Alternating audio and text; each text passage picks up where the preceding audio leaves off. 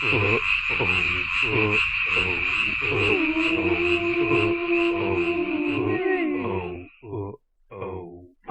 living in a scary house. I'm in a scary house.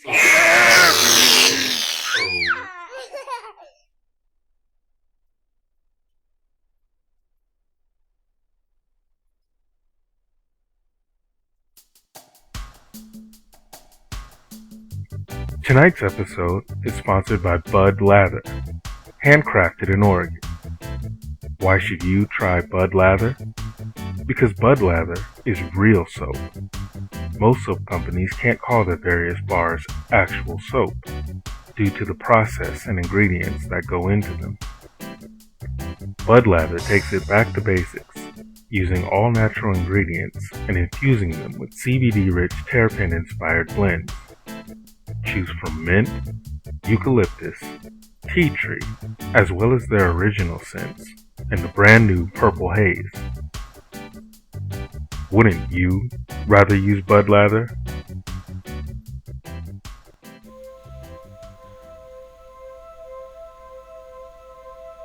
The sun arose, sweeping away the darkness of the long night before and blanketing the isolated outpost in soft yellow light. Rejuvenation filled the entirety of every living thing within the reinforced walls. For some, the outpost was all they had ever known of the world. For everyone else, it was a sanctuary from what the surrounding flora mercifully concealed. Laurie awoke from uneasy reverie, thanks to her alarm clock. She was relieved to be safe in the comfort of her own bed. The sounds of birds singing outside her window gave her reason to smile, chasing away memories of the horrors she had dreamed. Sitting up, she stretched and yawned, leaving unnoticed strands of her blonde, poker-straight hair atop her pillow. Flinging the covers off and rolling out of bed, she inserts her feet snugly into slippers and donned her robe before unsteadily shuffling to the kitchen. There she brewed her daily cup of caffeinated comfort. She was a beast without coffee. While the percolator did its thing, she showered, confident that her beverage would not be overbrewed by the time she finished. Brushing her teeth beneath the spread of cascading water, she noticed that something was wrong. One of her lower teeth had broken loose inside her mouth. There was no pain, but the sudden flood of anxiety was like a kick to her gut. She spit the tooth into a cupped palm and frowned at it. "I take care of my teeth. I've never even had a single cavity," Laurie thought to herself, horrified as she watched the traces of blood rinsing away along with her once perfect self-image. A wave of queasiness washed over her as she held it up close to her disbelieving eyes. She rarely wore makeup and often smiled, showcasing her natural beauty. She now felt disfigured, wondering if she was being punished for some forgotten offence. "Homeless people and junkies have missing teeth. Why me?" Laurie thought, disgusted, imagining her appearance and what others would think. "I'll be a monster." Exploring the hole in her smile with her tongue, Laurie clenched her teeth and poked her tongue through the tiny window. She investigated if any others had come loose or gone missing. False hope flickered like a spark of a newborn flame as she figured maybe she could just stick it back into place and all would be right as rain. After a deep and trembling breath, she leaned out of the shower to face her wretched reflection and started to shake. Her intestines twisted inside her as she beheld her horrific hair loss for the first time. Mortified by the mirror's confirmation of her compounded misfortune, she was now as physically rattled on the outside as her nerves were inside. She had lost so much hair, balding unbeknownst before now. Strands lay where they fell, in a trail from her bed to a bathroom. "No, no, no!" she cried. "This isn't real!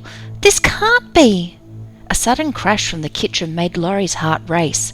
She instinctively withdrew back into the shower, clenching the thin plastic curtain. Holding her breath, she shut off the water and listened intently. Her heart was in her throat as visceral scenarios of home invasion squirmed inside her brain. Cautiously, she drew back the curtain and donned her robe in preparation for any ill-fated encounter. Laurie grabbed the handle of a plunger and cautiously peered out from the bathroom. Dead silence.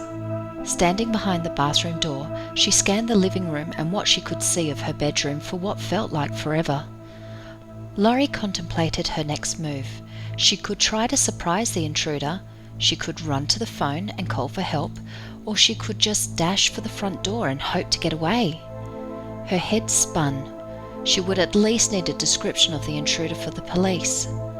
She crept into the open gingerly, wary of every sound she made. Her green eyes, as wide as porcelain saucers, watched for movement. Her heart nearly burst in her chest by the time she mustered the courage to peer around the corner into the kitchen where she assumed certain demise lay waiting. Shattered on the kitchen floor lay the scattered remains of her beloved percolator. Surveying the damages, it seemed obvious what must have happened. "Stupid!" she scolded, abandoning her plunger and starting to clean up the mess. Although now even more down in the dumps, she was thankful for not being present when the percolator's pressure caused it to explode. Broken glass, metal components, and wet coffee grounds littered the area, oddly reminiscent of her dream. How many times has she meant to clean out the filter, only to look at the clock and say, "Shit!" She realized she was now running late. The mess would have to wait until she returned that evening. Each age is a dream that is dying, or one that is coming to birth. Beast by Angoleiro.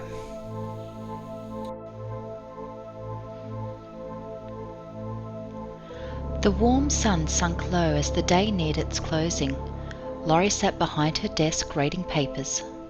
The ambient sounds of her dismissed students diminished as their parents came to collect them. Laurie checked the time. At long last, 4:30 p.m. had arrived.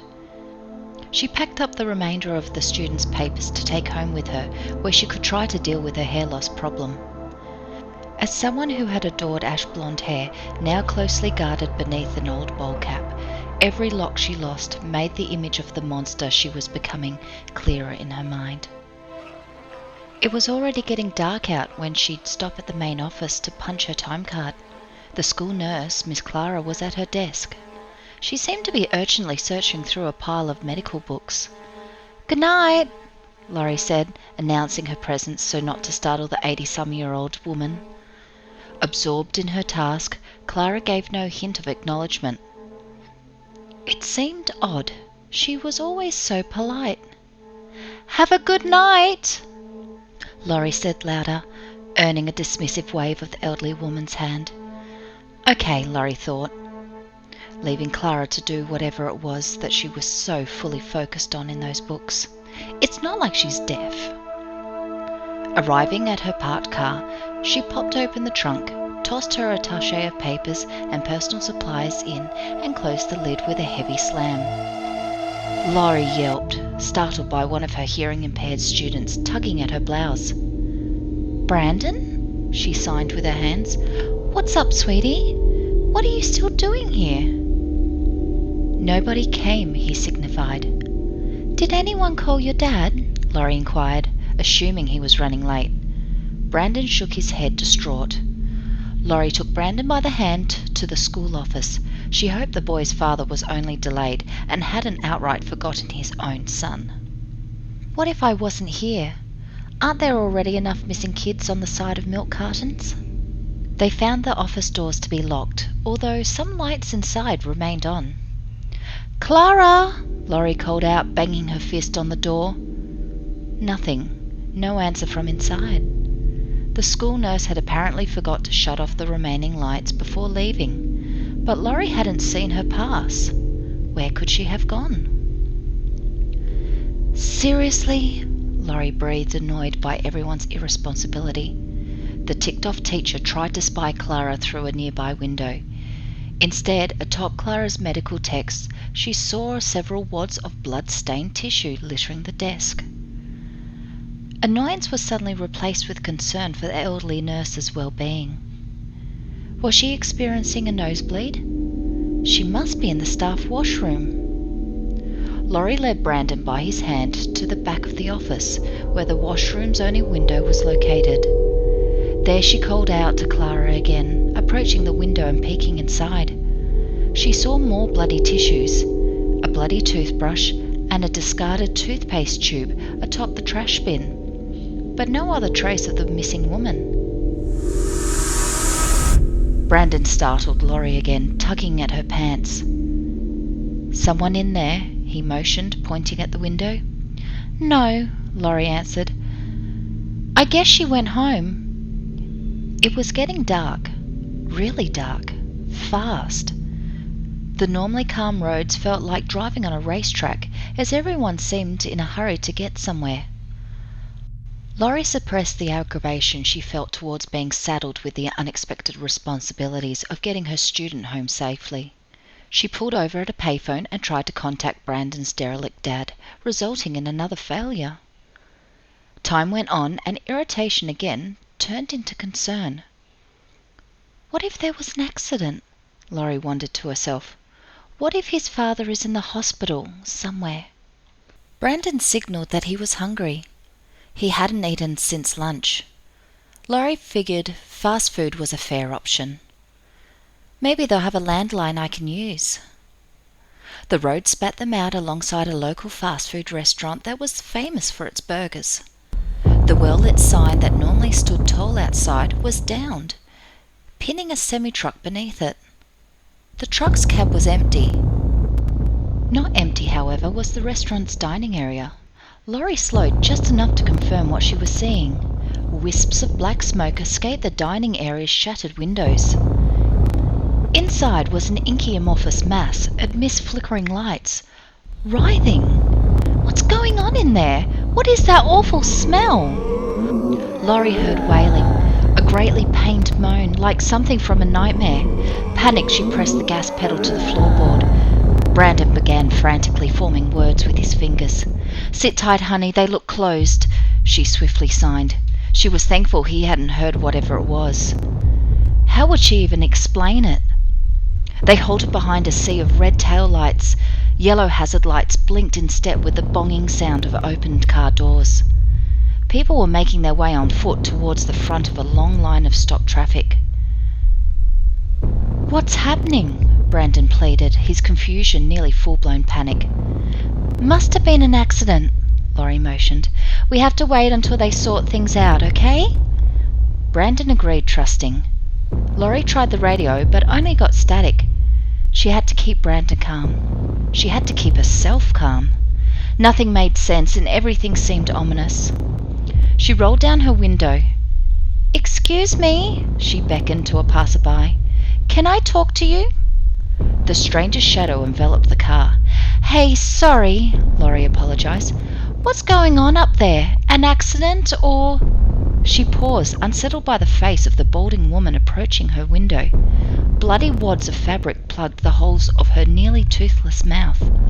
Her skin peeled, blistered and burned by overexposure to the sun. The unrestrained look in her eyes prompted Laurie to roll up her window hastily, but too late. She had reached the car. "You ain't nothing," she crowed. "Ain't neither one of you nothing." Confused silence followed. The hag maintained tense eye contact. Brandon sat terrified beside Laurie. "Away with you!" she screamed, gory gauze falling from her mouth, amplifying the intimidation. "This is not happening!" Laurie screamed, throwing the car into reverse and backing away as far as she could before crashing into the car behind her. Brandon tried desperately to alert Laurie to something. Dazed, she investigated, gazing curiously at two beams of light which seemed to be focused in their general direction. Brandon was already unbuckling his seatbelt, too scared to sign why but simultaneously releasing Laurie from hers. He took her by the wrist and tugged, using all his might to urge her out of the car. He might have ripped her arm right out of the socket had he not stopped when he did. Laurie lifted her eyes to the soot-black sky, fascinated to find spiralling lights above them. Finally, she conceded to what her own eyes were now telling her. Those lights were moving closer. The sound of a blaring horn heralded an airborne car moments before landing on top of Laurie's. She and Brandon narrowly escaped, grouping just in time to see more cars hurled through the air, landing atop the hoods and the heads of others. The chaos was visceral. Fires blazed and people screamed as they ran, abandoning the highway through the trees, where leafless silhouettes became animated by the chill wind. She halted to catch her breath and regain her bearings. Where had the panic deposited them? A more frightening question was what lay in wait for them both here in the dense darkness. Brandon looked back, horrified, and jerked from Laurie's grip. He bolted off towards the gated entrance of a dark tunnel. She didn't understand why. Laurie nearly choked on 2 more teeth which had inexplicably come out inside her mouth. She spat the bloody teeth into her hand and ran after Brandon, pursued by her own confusion, fear and guilt. Her heart broke. She failed to safeguard him. He was hysterical. She was hysterical. She called out to him at a loss, unable to pursue any further as he disappeared through the bars. Laurie eyed the iron-forged bars with no hope of squeezing or breaking through. Nervously scratching her head and inadvertently removing more of her hair, the sound of branches snapping behind her, accompanied by profound groaning, was getting closer. The stench of rot infected the air. Every cell in her body agreed that she should find Brandon and leave. But how? She discovered a path through a section of the wall that separated the outpost from what was beyond it. Looking at the pile of rubble on the ground, it was obvious that someone had already forced their way through somehow. Chillingly, whether they'd ventured in or come out, she couldn't say for sure. With few options, Laurie ducked inside where she navigated a labyrinth of topsy-turvy tunnels, where the very law of gravity appeared to be little more than a suggestion adhered to in intervals. The system of shafts was sparsely lit by flickering gelatinous bugs of some sort, socketed into cracks along the rounded walls. They reminded her of fireflies, but without wings and wrong somehow. Their patternless strobing revealed impressions which sent a chill down her spine. They struck her as strangely cautionary, rather than decorative. They looked like palm prints with irregular numbers of fingers. She prayed she'd find Brandon alive and intact within this maddening maze. Immediately struck by vertigo, the world seemed to be shifting and tilting at increasing inclinations. With her hand along the wall for guidance, she advanced cautiously and blindly into the abyss. Something ran across her hand, causing her to snatch it away, attempting to shake the repulsion off. Her skin crawled, itching all over until she turned a corner to a better lit stretch of hallway. She started towards the open doorway ahead, then suddenly her blood ran cold. A trail of droplets, obviously blood, led her to a crimson spot where a few child-sized teeth floated in a cluster. "Brandon?" she questioned, despairing as she reached out and claimed them. She trudged up one path and down another within the seemingly inside-out, upside-down nightmare, failing to notice any method to the mad surroundings, nor anything which would suggest that she was in some thing's strange dwelling. She covered her mouth with both hands, gagging on the scream that bubbled in her throat. She couldn't comprehend the horrid sight labouring towards her, supporting its upper body on 2 elongated, sinewy arms. Smaller arms gripped the walls and ceiling, helping it to squeeze into the hallway. Possessed by panic, Laurie ran until she could not continue upright. She crawled, managing to reach a wall that she used to rest her back against. She could hear it again. She could smell its stench. It was getting closer. "I'm going to die. It's going to kill me and it's going to hurt." Like whispers in her mind, thoughts of her impending doom became louder than her own scream would have been, had fear not muted her. Laurie concealed herself in a shadowy corner as best she could and held her breath, waiting for her fate to be decided. The light cast the shadow of some towering fiend, hunched over and fighting against itself in unsettling ways. She stayed hidden, eyes closed to avoid seeing it again, emerging only after the moaning became distant. To her shock, Brandon cautiously crept into the open, unaware of the danger. Heart in her throat and fearing the abomination's return, she stepped forth and revealed herself, beckoning him. Arms wide open, they embraced, shedding tears of joy. "Don't you ever run away from me again," Laurie signed. Brandon nodded, both of them noticing how each other were visibly missing patches of hair. It was as if they were both wasting away, bit by bit. "Open your mouth," she signed, anticipating the worst, yet compelled to see with her own eyes what she suspected. He complied, revealing several teeth were now missing. Laurie gasped, losing more teeth in the process. It was horrifying, yet not as horrifying as watching the boy beginning to fall apart in her arms. Chunks of skin separated where Laurie held Brandon's shoulders. It progressed with his left arm suddenly separating above his bicep before hitting the ground with a heavy thump. Laurie backed away, horrified and guilt-riddled, thinking herself to blame for this horrific misfortune. She watched in disbelief as his destruction continued. Brandon's legs buckled, his small body falling to the floor in a heap. His remaining arm shuddered under the stress of holding up his torso. Slowly he lifted his head, and his eyes asked what his remaining fingers could not. Why? Laurie started towards him, whether to comfort him or to collect his pieces, neither would know. That was when it returned. Emerging from the darkness as before, they were now faced a hideous face. It had teeth, so many teeth, both large and small, embedded randomly in swollen gums. In its drooling maw it held a large rusty chain, or rather the chain appeared to hold it, partially restrained and unable to free itself from the uncomfortable coils. The malformed monstrosity's mass invoked claustrophobia. Its breathing quickened, stacking the layered stench of its breath with every exhalation. Laurie's eyes darted, staring for moments at a time at several of its confused, bloodshot eyes.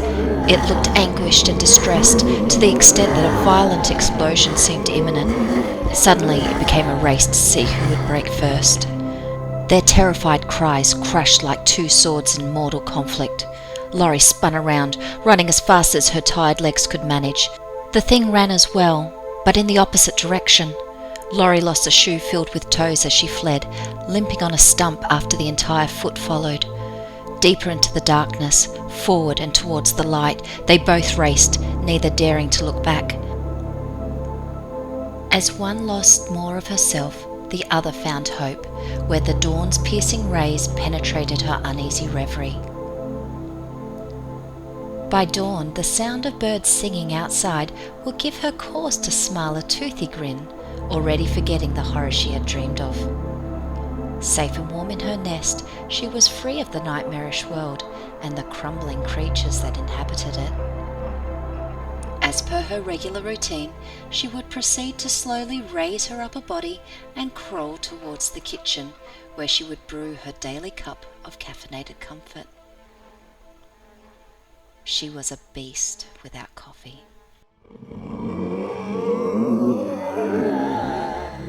Tonight's Scary was dedicated to Bumblebee. Beast was written by Angoleiro, performed by Shadow Queen, and sponsored by Bud+Lather. There will be a link in the description to where you can get some. Thank you to all my current subscribers, and I hope you all have a happy and safe holiday.